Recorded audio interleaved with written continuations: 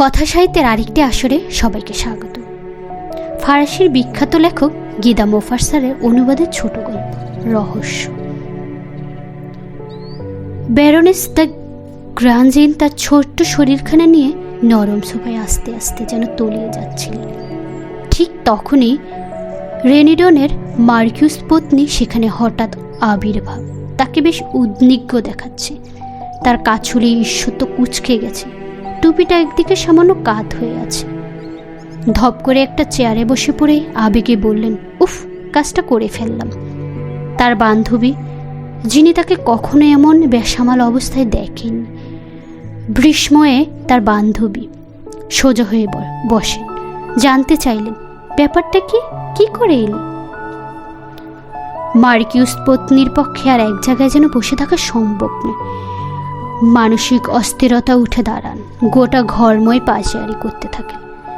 তারপর একসময় সোফার কাছে এসে বসে বান্ধবীর একখান হাত তুলে নিয়ে বলেন, এবার শোন, আমি তোমাকে সব বলছি, কিন্তু তার আগে তোমাকে প্রতিজ্ঞা করতে হবে। একথা তুমি কাউকে ফাঁস করে দেবে না।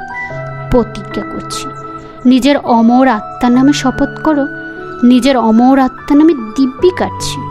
বেশ, তাহলে শোন, আমি নিজে সাইমনের উপর প্রতিশোধ নিয়েছি। দ্বিতীয় মহিলাটা সোল্লাসে বলে ওঠেন, তাই নাকি? বেশ করেছ, বেশ করেছ। হ্যাঁ, উচিত কাজ করিনি। কিন্তু চিন্তা করে দেখ, গত 6 মাস ধরে মানুষটাকে কেমন অসহ্য মনে হয়েছে। এত অসহ্য যে ভাষায় ব্যাখ্যা করা যায় না। আমি যখন তাকে বিয়ে করি তখনই জানতাম লোকটা কত বিশ্রী, কিন্তু আমার ধারণা ছিল মানুষটা দয়ালু। কি ভুল যে করেছি। সে নিশ্চয়ই ভেবেছিল আমি তারই জন্য তাকে ভালোবেসে ফেলেছি। বিরাট চর্বিবহুল উদর ও লাল নাক নিয়ে তাই সে কি যে প্রেমের ফ্যানফ্যানানি শুরু করে দিল। সামুদ্রিক কচ্ছপ অথবা গুগুর মতন তার প্রেম নিবেদন। নিশ্চয়ই কল্পনা করতে পারো, ওর ওই ন্যাকামি দেখে আমার হাসি পেত। এর জন্য আমি ওকে একটা আদুরে নামও দিয়েছিলাম, নির্বোধ গুগু। মানুষ তার কুষ্ঠির ধারণাগুলোকে নিজেরাই মনে মনে তৈরি করে নেয়। যখন আমার স্বামী উপলব্ধি করতে পারলো বন্ধুত্বের চেয়ে বেশি কিছু সে আমার কাছ থেকে আশা করতে পারে না, সে সন্দেহপ্রবণ হয়ে পড়ে। মেজাজটা হয়ে ওঠে দিনকে দিন তীক্ষ্ণ। কথা বলে তিক্ত সুরে, এমন ব্যবহার শুরু করে যেন আমি কোনো সিনাল মেয়ে, অথবা আমি যেন কোনো হাবাতে ঘরের মেয়ে, অথবা আমি যেন কিছু বুঝিই না। এবং ক্রমেই এটা আরও ভয়ানক হয়ে উঠল। কারণটা ঠিক সহজ কথায় আমি ব্যক্ত করতে পারছি না। সংক্ষেপে বলতে গেলে বলতে হয়, সে আমাকে ভালোবেসেছিল, দারুণ ভালোবেসে ফেলেছিল। তার সে অদম্য ভালোবাসা প্রায় প্রকাশ পেয়ে যেত, প্রায়। ও বান্ধবী, সে যে কি শাস্তি আমার! জোকারে উদ্ভট প্রেমে নিবেদন আর কি না। সত্যি এ ধরনের ব্যাপারে আমি বেশি দিন সহ্য করতে পারিনি, আদৌ নয়। প্রত্যেক রাতে যেন আমার শরীরে ও দাঁত বসে যেত। তার চেয়েও খারাপ, তার চেয়েও নোংরা। আচ্ছা, তোমার পরিচিত জনের মধ্যে এমন কাউকে কল্পনা করতে পারো যে দেখতে অত্যন্ত কুষ্ঠিত, ব্যবহার হাস্যস্ফুট, অত্যন্ত তৃষ্ণাজন, সঙ্গে ইহা ভুরি, দেখলে মনে হয় যেন একটা লোমস্য গ্রবস। কল্পনা করতে পারো এমন এক অসহ্য লোককে? এখন ধরো এমনই একজন তোমার স্বামী, এবং সেই অপদার্থ প্রত্যেক রাতে নিশ্চয়ই বুঝতে পারছো আমি কি ইঙ্গিত করছি। না, এই অসহ্যর বাইরে একবারও অসহ্য। এমন লোকের প্রত্যাহিত সঙ্গ আমাকে অসুস্থ করে তোলে। বড়ই অসুস্থ বোধ করি নিজেকে। সত্যি বলছি, আমি আর পারছি না। এদেশে এমন আইন থাকা দরকার যার সাহায্য আমার মতন বিপদাপন্ন স্ত্রীরা যেন তাদের স্বামীর হাত থেকে রেহাই পায়। নিজেকে তুমি আমার জায়গায় বসিয়ে একবার ভেবে দেখো। অমন একটা ভয়ঙ্কর লোক প্রতিটি রাতে, এর চেয়ে পাশব জীবন আর কি হতে পারে? তাই বলে ভেবো না আমি খুব প্রেম মধুর স্বপ্ন টপ্ন দেখে থাকি। সেরকম মোটেও নয়। এই পৃথিবীর সব পুরুষরাই হলো হয় অশ্বপালক, নয়তো ব্যাংকের মালিক। ওরা ঘোড়া অথবা টাকা ছাড়া আর কিছুতেই গুরুত্ব দিতে চায় না। যদি তারা কখনো মেয়েদের ভালোবেসে ফেলে তবে ওই ভালোবাসাটা হবে অশ্বপ্রেমের সামিল। ঘোড়াটাকে যেমন সে খুশি মতন খেলায় ব্যবহার করে, নিজের প্রেমিকাকেও সে তার করতে চায়। এর বাড়ি কিছুই নেই। আধুনিক জীবনে রোমাঞ্চের কোনো স্থান নেই। আমাদের এই পাল্টা ব্যবস্থা নিতে হবে। এমন ভাব দেখাতে হবে যেন আমরা আদৌ ভাবপ্রবণ, অস্পর্শকাতর নয়। আর যৌন সংযোগ, ওটা এখন দাঁড়িয়েছে একটা নির্দিষ্ট সময়ের দেহে দেহে মিলন মাত্র। একই জিনিস একই সময়ে রোজ রোজ পুনরাবৃত্তি। এ যুগে কেউ কি কারোর জন্য দয়া আসক্তি বোধ করতে পারে? আমি তামাম পারিসের উত্তমন সমাজে একজন প্রকৃত আদর্শের পুরুষের সন্ধানে আছি, কিন্তু আমি জানি সেরকম কাউকে আমি কোনোদিন খুঁজে পাব না। আমি এখন আমার স্বামীর সঙ্গে এমন ব্যবহার করা শুরু করে দিয়েছি, সে লোকটা নিজেই বিচ্ছিন্ন হয়ে যায় এবং আমার উপর বিরক্ত হয়। প্রথমে সে ক্ষিপ্ত হয়ে ওঠে, তারপর তার মন অধিকার করে ঈর্ষায়। তার তখন ভাবনা হয় আমায় ধরা, সে বুঝি প্রতারিত হচ্ছে। প্রথম কয়েকদিন সে আমাকে চোখে চোখে রেখে নিজেকে প্রবোধ দেয়। শিকারী বাঘ যেমন মানুষের পিছন পিছন তককে তককে ঘুরে বেড়ায়, সেও ঠিক তেমনই সবসময় যেন আমার পিছন পিছন তাবা তুলে দাঁড়িয়ে আছে। কারোর সঙ্গে আমাকে কথা পর্যন্ত বলতে দেয় না। কোনো প্রতি সম্মেলনে আমি সে খোলামেলা মন দিয়ে সামাজিকতা করব তারও উপায় নেই। সে আমাকে কারোর সঙ্গে নাচতে দেবে না। কোনো পরিচিত জনের সঙ্গে দেখা হলে আমি বাধ্য হয়ে এমন ভাব দেখাই যেন আমি তাকে চিনিই না। সবসময় একটা বোকা বোকা ভাবের অভিনয় আমাকে করে যেতে হয়েছে। বিরক্ত হয়ে শেষ পর্যন্ত আমি সভা সমিতিতে যাওয়া বন্ধ করে দিলাম।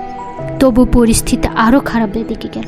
বললে বিশ্বাস করবে না, শয়তানটা আমার সঙ্গে এমন ব্যবহার করছে যে বলতে লজ্জা হচ্ছে। আমার সঙ্গে এমন ব্যবহার করছে যেন আমি একটা বেশ্যা। বান্ধবী এক রাতে সে আমাকে বলে বসল, কি আজ কারোর সঙ্গে শুয়েছ? আমি কেঁদে বললাম, আর আমার কান্না দেখে সে উল্লসিত হলো। দিনের পর দিন সে আরও ভয়ঙ্কর হচ্ছে। গত সপ্তাহে সে আমাকে ডিনার খাওয়াতে নিয়ে গেল চ্যাম্পস এলিসিস রেস্তোরাঁয়। ভাগ্যক্রমে আমার টেবিলের মুখোমুখি আরও এক ভদ্রলোকের আসন নির্দিষ্ট হয়েছিল। বেশ, আর যার কোথায় সাইমন পাগলের মতন আমার পা দুটোকে নিজের পা দিয়ে চেপে রাখল তরমুজের থালার উপর দিয়ে, গলা বাড়িয়ে বদমেজাজি কুকুরের মতো গড়গড় করতে থাকে, গালে দিতে থাকে। নিশ্চয়ই এর আগে থেকেই ওর সঙ্গে কথা হয়েছিল তোর। এখানে সেই টেবিলে এখানে এই টেবিলে বসবার। দাঁড়া, দেখাচ্ছি মজা। তারপর সে যা করলো তা তোমার কাছে অকল্পনীয়। কি দুঃসাহস ওর! আমার মাথা থেকে একটা কাঁটা তুলে নিয়ে সজোরে আমার হাতে ফুটিয়ে দিল। আমি জোরে চিৎকার করে উঠলাম। সকলে ছুটে এলো আমার কাছে। তারপর নিশ্চয়ই কল্পনা করতে পারছ সকলের সামনে কেমন ঘৃণ্য বিরক্তিকর মজাদার অভিনয় সে করল। কিন্তু ঠিক সেই মুহূর্তেই আমি শপথ গ্রহণ করি, এই প্রতিশোধ আমাকে নিতেই হবে, এবং যত তাড়াতাড়ি সম্ভব। তুমি হলে এই অবস্থায় কি করতে? আমি নিজে বদলা নিতাম। খুব ভালো, আমিও তাই নিয়েছি। কিভাবে? কি বুঝতে পারছো না? কিন্তু বন্ধু এখনো বেশ। হ্যাঁ, কি দয়াময়ী, একবার তার মাথাটার কথা চিন্তা করে দেখো। সেই চর্বি থলথলে মুখ, মোটা লাল নাক এবং কুকুরের কানের মতো জ্বলন্ত গালের দুপাশে দাড়ি।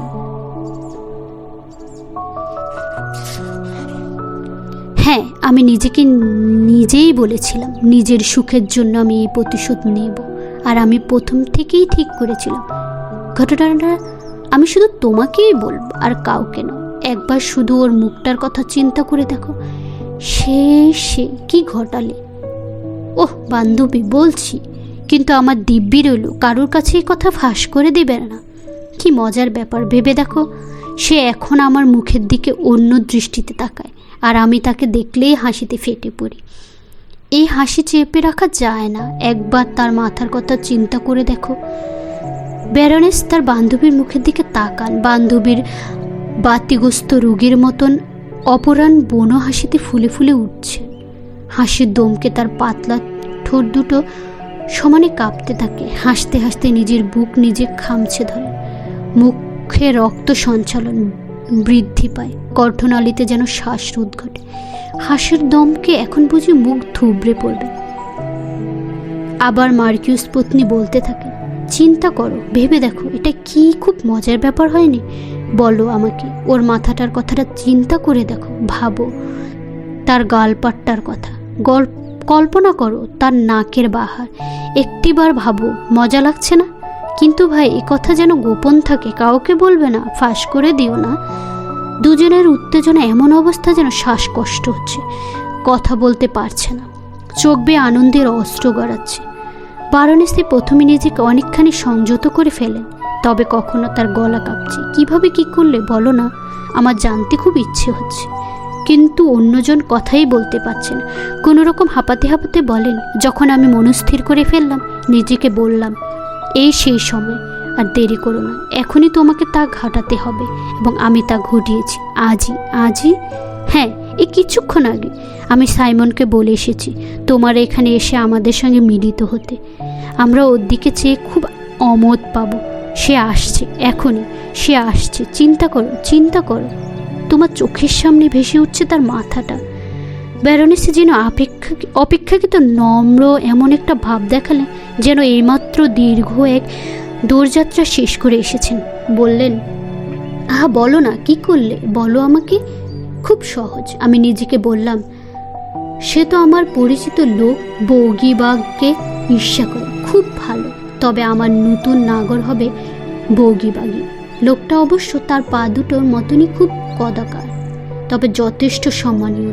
মিথ্যা গল্প মারে না, চটপট প্রাতরাশ সেরেই আমি চললুম তার বাড়ির উদ্দেশ্যে। তুমি তার বাড়িতে গেলে, কিন্তু উপলক্ষটা কি? চাঁদা আদায়, অনাথ শিশুদের জন্য। গোটা গল্পটা খুলে বলো তাড়াতাড়ি, সবটা আমি খোলাখুলি শুনতে চাই। লোকটা তো আমাকে দেখে এত অবাক যে কথা বলতেই পারছে না। 2 লুইসা চাঁদাও দিল। আমি উঠে দাঁড়াবো। পরই মুখ খুলল সে, আমার স্বামীর খবরাখবর জানতে চাইল। সেই সুযোগে এমন ভাব দেখালাম যেন নিজের বেদনাদায়ক আবেগ আমি কিছুতেই চেপে রাখতে পারছি না। এতক্ষণ মনে যে কথা লুকিয়েছিলে ইনিয়ে বিনিয়ে বলে ফেলি। স্বামীকে এই লোকটার চেয়ে কালো, কুষ্ঠিত বলে বর্ণনা করলাম। বৌগিবাগ ক্রমশ বিচলিত, স্পর্শকাতর। সে ভাবতে শুরু করে দেয় কিভাবে আমাকে সাহায্য করতে পারে। আর আমি তো কাঁদছি, যেভাবে একজন নারী কেঁদে থাকে, যেভাবে কোনো উদ্দেশ্য নিয়ে একজন যুবতী কান্নার ভান করে থাকে। সে আমাকে সান্ত্বনা দেয়, আমাকে ধরে আবার বসিয়ে দেয়, এবং তারপর আমি থামছি না দেখে সে আমাকে শান্ত করতে হাত বাড়িয়ে আঁকড়ে ধরে। আমি সেই অবস্থায় উচ্চারণ করি, আমার বন্ধু, আমার হতভাগ্য বন্ধু। তারও কণ্ঠস্বরে সে একই বাণী ধ্বনিতে হয়, আমার বান্ধবী, আমার ভাগ্যহীন বান্ধবী। তার আলিঙ্গন ক্রমশ নিবিড় হতে থাকে, নিবিড়তর। একসময় আমরা দুজন ভীষণভাবে জড়াজড়ি করতে শুরু করে দিই। তারপর সেই কাজটি শেষ হতেই আমার ভিন্ন মূর্তি সমানে তাকে অকথ্য ভাষায় গালাগাল দিতে হলো।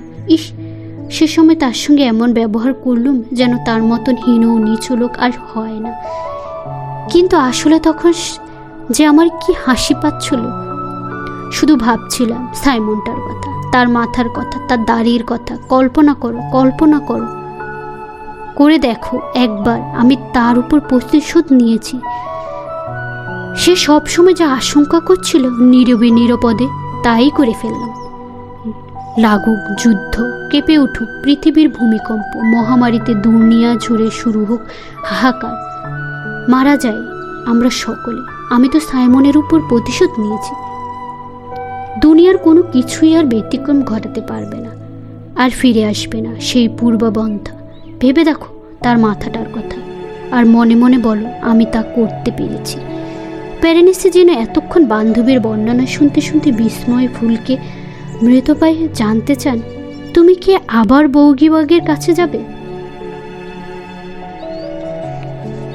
না, আদৌ নয়, কখনোই নয়। ওর সঙ্গে যা হবার তা যথেষ্ট হয়েছে। ওকে এখন আমার স্বামীর চাইতেও খারাপ লাগছে। আবার তারা দুজনে একসঙ্গে হাসতে আরম্ভ করে। হাসতে হাসতে একে অপরের গায়ের উপর গড়িয়ে পড়ে। ঠিক তখনই দরজার বেল বেজে ওঠে এবং কিছুক্ষণের জন্য তাদের হাসি থেমে যায়। দরজা খুলে প্রবেশ করলেন একজন শক্ত সমত্ব চেহারার লোক। লাল মুখ, পুরু ঠোঁট, দুগাল বেয়ে দাড়ি ঝুলছে, রক্তবর্ণ চক্ষু তার চারদিকে ঘুরতে থাকে।